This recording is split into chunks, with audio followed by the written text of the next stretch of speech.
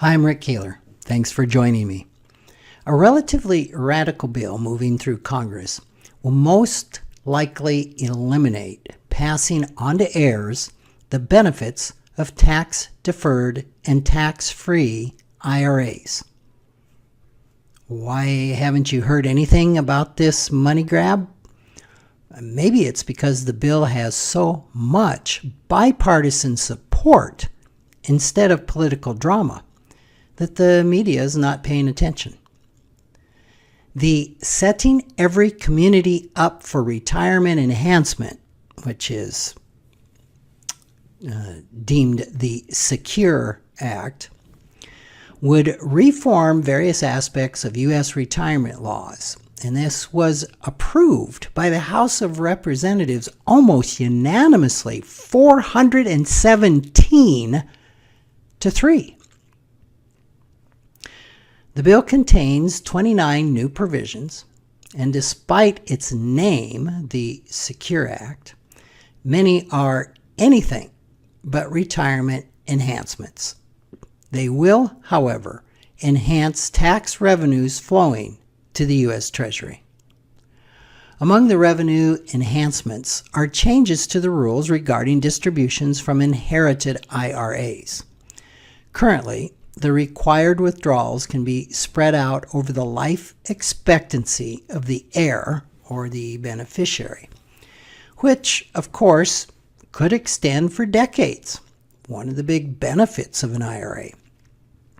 The new bill would require most beneficiaries to take the money out and pay the taxes over a 10-year period. The Senate version would require a 5-year payout period for any inherited IRA over $450,000. The bill would exempt inheriting spouses and minor children from the provisions, but it seems to be lost upon Congress that the tax increases will impact the middle class much more heavily than the wealthy.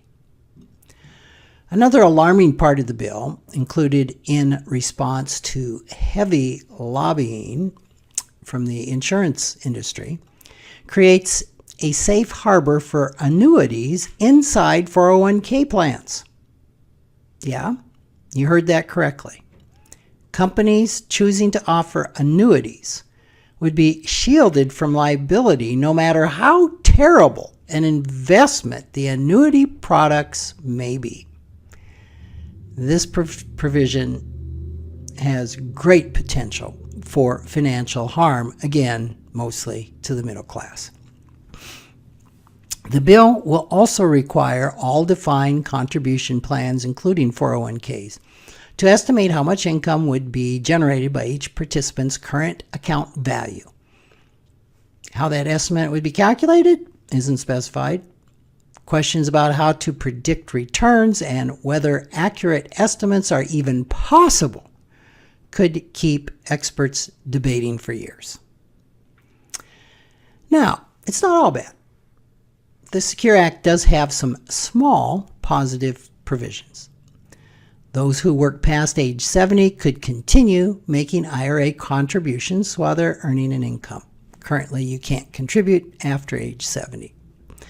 The start date to take required minimum distributions, RMDs, from your IRA or your 401k plan would change from age 70 and a half to 18 months later, age 72.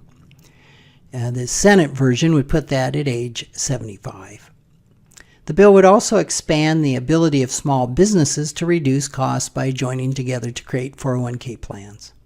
Another change is a $500 tax credit to smaller employees who encourage greater retirement saving with automatic enrollment in their retirement plan.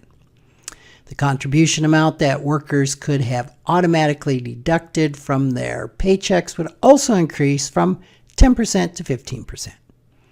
Penalty-free early IRA withdrawals up to $5,000 would also be allowed for plan owners upon the birth or adoption of a child.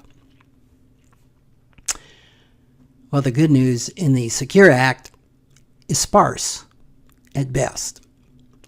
Relatively few people will want to work and make IRA contributions after age 70. And raising the age for required minimum distributions is also pretty minor by 18 months or a few years. Making it easier for companies to set up retirement plans is a plus, except that so many already have plans in place. The negatives, however, are enough to support defeating this bill. Yet, a defeat is highly unlikely. Lawmakers are apparently satisfied on both sides of the aisle with the increased revenue, both from taxes to the Treasury and from happy insurance companies to their re-election campaigns. It's ironic that amid the current partisan drama in Congress, when a piece of bipartisan legislation does get done, it's uniformly bad for the very middle-class Americans that politicians of both parties claim to support. Thanks for listening.